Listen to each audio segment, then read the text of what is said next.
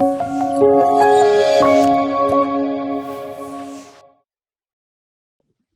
selain modelnya, kita juga harus menjelaskan desain outputnya itu seperti apa sih nanti misalnya.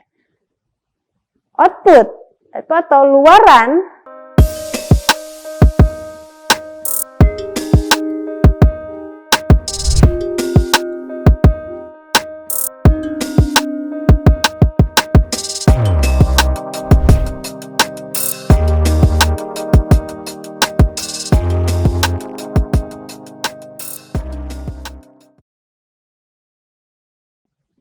Nah, kita bahas satu persatu. Desain model secara umum itu seperti apa? Yaitu analisis dapat mendesain model dari sistem informasi yang diusulkan dalam bentuk physical system atau logical model. Contohnya seperti apa sih? Seperti bagan alir sistem atau sistem flowchart. Itu kan merupakan alat ya yang tepat untuk digunakan menggambarkan physical sistemnya itu seperti apa.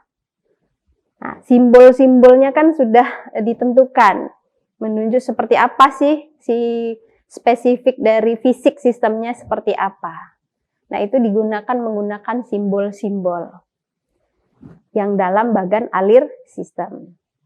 Kemudian logical model ini dari sistem informasi itu adalah menjelaskan kepada user bagaimana sih nantinya fungsi-fungsi sistem itu berjalan?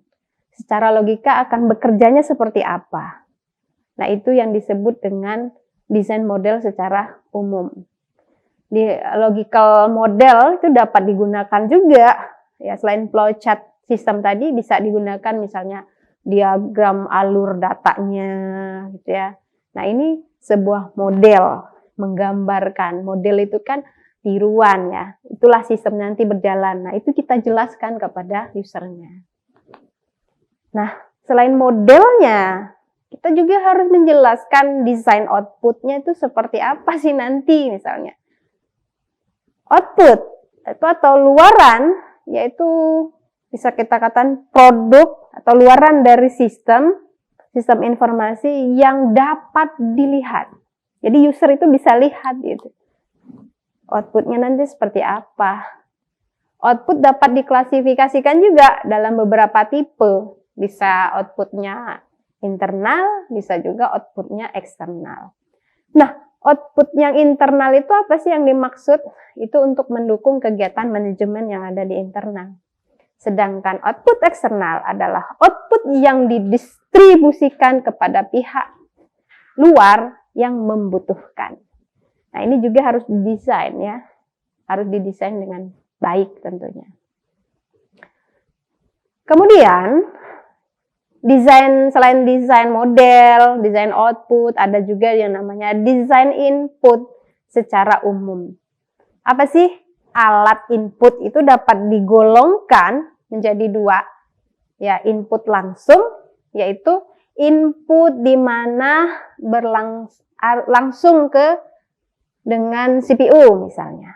Nah, itu CPU langsung berhubungan dengan keyboard, kemudian CPU dengan mouse. Nah, ini kan alat ya. Ya, kemudian alat input. Kemudian alat input yang tak langsung seperti apa? Misalnya CPU dengan key to card ya, kalau kita menggunakan card. Nah, itu kan input sebenarnya, tapi nggak secara langsung seperti kita CPU langsung kita terhubung dengan mouse-nya atau keyboard-nya gitu ya. Nah, langkah-langkah mendesain input itu apa saja? Yang pertama, menentukan kebutuhan input dari sistem yang baru. Inputnya apa? Ya, parameternya seperti apa? Yang pertama, bentuk dari inputnya. Layarnya nanti seperti apa sih? Tampilan informasinya nanti gimana? Sumber inputnya dapatnya dari mana? Alat inputnya apa saja yang digunakan? Nah, ini harus ditentukan ya dari awal. Kemudian selain dari itu, ada desain database-nya. Ya, jadi kumpulan data-data ya. Harus ada gitu ya. Basis data itu ada kumpulan dari data yang saling terhubung satu dengan yang lainnya. Tersimpan di dalam komputer atau di perangkat lunak tertentu dengan manage-nya sendiri gitu ya. Nah, sistem basis data ini adalah suatu sistem yang harus terintegrasi atau terintegrate ya, kumpulan dari data yang sudah saling terhubung sehingga apabila dibutuhkan itu sudah ada gitu. Nah, itu juga harus didesain dengan baik. Nah, selanjutnya desain teknologi. Ya, kalau kita ingin membangun sebuah sistem informasi ya harus ada teknologinya. Teknologi apa yang bisa menerima input, kemudian teknologi apa yang bisa menjalankan model, teknologi apa yang bisa menyimpan data atau database-nya. Nah, ini harus sudah kita desain dengan baik. Teknologi itu bisa terdiri dari 3 bagian utama ya, bisa hardware, bisa software-nya, bisa orangnya atau brainware-nya. Langkah-langkah mendesain teknologi apa saja? Menentukan jenis teknologi ya tadi, sistem yang baru, menentukan jumlah teknologi yang digunakan. Nah, ini juga penting ya, saat kita ingin mengembangkan sebuah sistem informasi yang baru. Selain dari misalnya tadi ya, desain model, desain input, desain output, desain database, juga harus didesain kontrol secara umum. Jadi sebuah sistem informasi apabila sudah kita kembangkan atau kita buat atau sudah kita rancang, jangan dibiarkan begitu saja, harus ada pengendaliannya, harus ada kontrolnya. Ya, pengendalian yang diterapkan pada sistem informasi itu berguna untuk mencegah atau menjaga terjadinya hal-hal yang tidak diinginkan. Tuh. Pengendaliannya apa saja? Pengendalian secara umum, misalnya pengendalian organisasi, pengendalian dokumentasi, pengendalian perangkat kerasnya, pengendalian keamanan fisiknya, pengendalian keamanan data, dan pengendalian komunikasinya.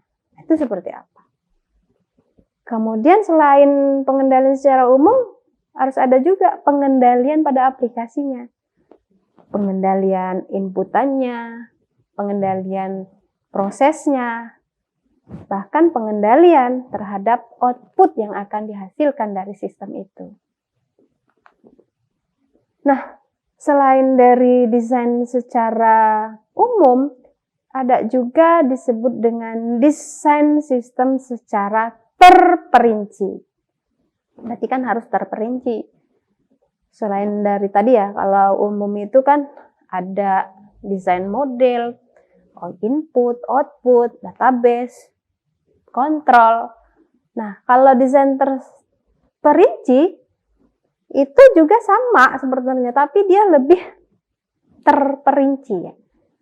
Satu misalnya, desain outputnya terperinci. Pada desain output secara umum hanya dipakai untuk menentukan kebutuhan macam output yang dibutuhkan pada sistem yang akan dikembangkan. Mau seperti apa sih misalnya. Sedangkan pada sistem output secara terperinci digunakan untuk menentukan bentuk dari outputnya. Bagaimana output itu dihasilkan.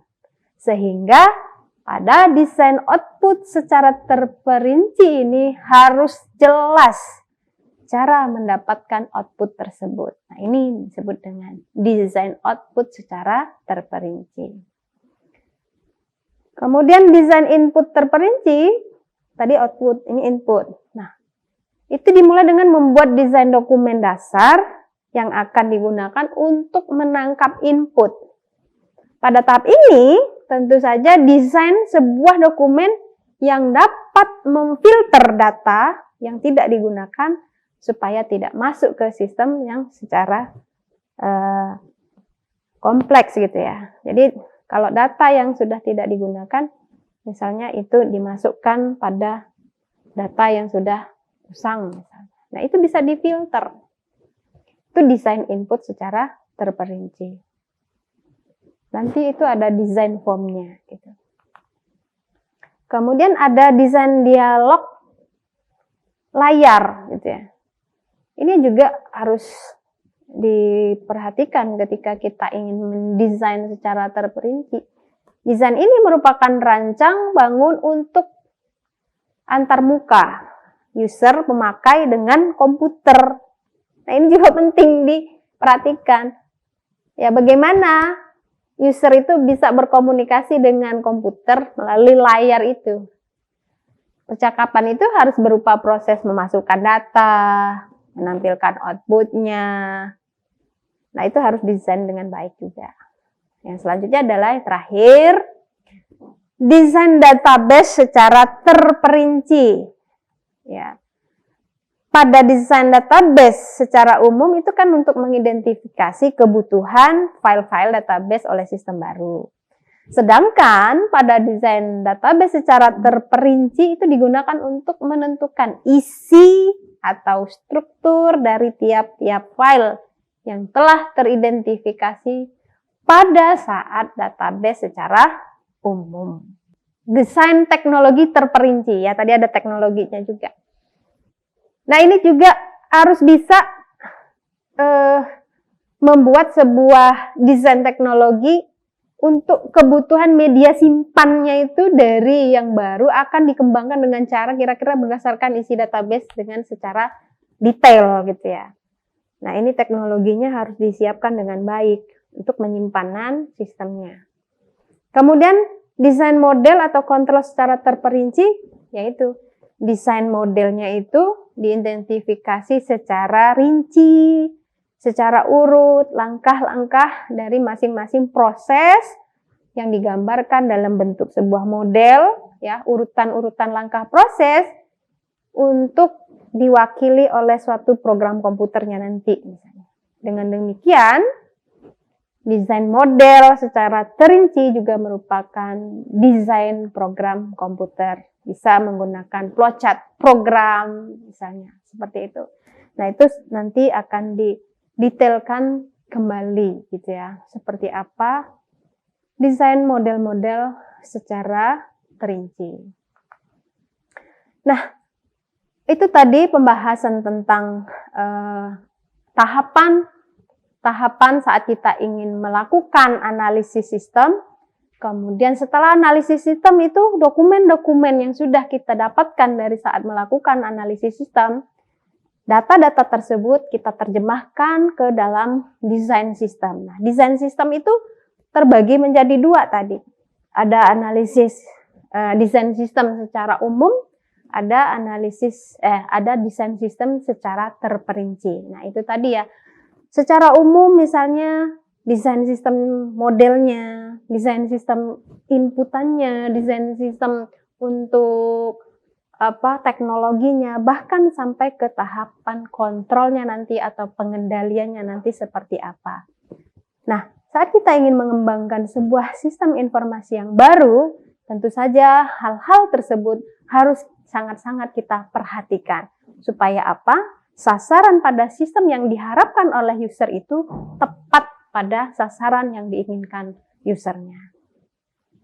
Baik, terima kasih atas perhatiannya. Mudah-mudahan informasi yang saya sampaikan atau perkuliahan yang saya sampaikan pada hari ini dapat bermanfaat. Saya akhiri. Wassalamualaikum warahmatullahi wabarakatuh.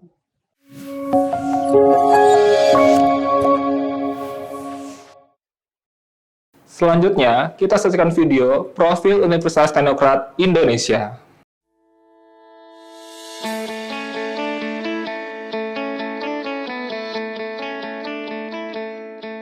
Lampung, the Treasures of Sumatra, is a province that becomes the gateway to the Sumatra Island. Lampung has 2 municipalities and 13 districts, consisting of 234 sub-districts.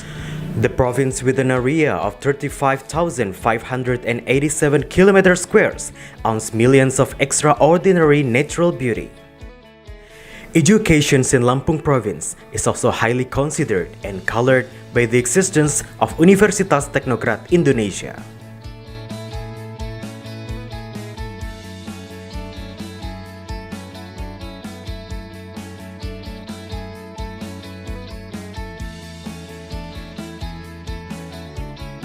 Universitas Teknokrat Indonesia has 3 faculties and 12 study programs. Faculty of Engineering and Computer Sciences with 6 study programs: Electrical Engineering, Civil Engineering, Computer Engineering, Information Technology, Informatics, and Information System. Faculty of Economics and Business with 2 study programs, Management and Accounting. Faculty of Arts and Educations with 4 study programs, English Literature, Mathematics Education, English Educations, and Physical Education. Universitas Teknokrat Indonesia believes that education is the key to the advancement of a nation. Universitas Teknokrat Indonesia commits to produce and develop future leaders through the education of quality characters. This receives a very good reception and trust from the community, which is marked by an increasing interest in students from year to year. The students and lecturers have lots of achievements and awards. Also, our quality is recognized by National Accreditation Board for Higher Education and many international collaborations. Universitas Teknokrat Indonesia also prepares the students to face the globalization era through the use of digital technology. Universitas Teknokrat Indonesia has a number of representative facilities provided to support the learning process, such as comfortable classroom, laboratories, information technology, and the internet. Our vision is to be an excellent university in Sumatra with international standard and able to play an active role in nation building through 3 pillars of higher education, comprising education, research, and community service. We have graduated outstanding students who can be accepted in state agencies and other large companies. At Universitas Teknokrat Indonesia, the students and lecturers are encouraged to create and innovate by creating products and services that benefit the community through research activities and community services. In an effort to achieve its visions and missions, the academics of Universitas Teknokrat Indonesia are guided by the organizational culture values of discipline, quality, creative, and innovative. To support the quality of learning processes, we have very complete and sophisticated facilities, including digital-based smart classroom, hotspot in campus area, sport facilities, auditorium, and students' hall.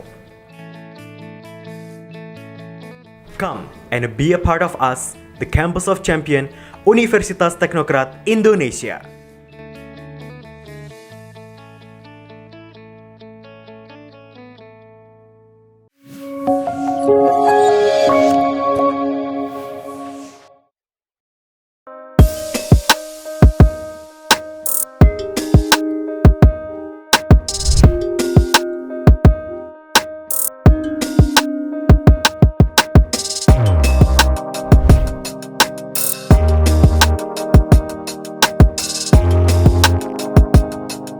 Terima kasih sudah menyaksikan video pembelajaran ini. Jangan lupa like, komen, dan subscribe, serta nyalakan tanda loncengnya agar kalian tidak ketinggalan informasi update lainnya.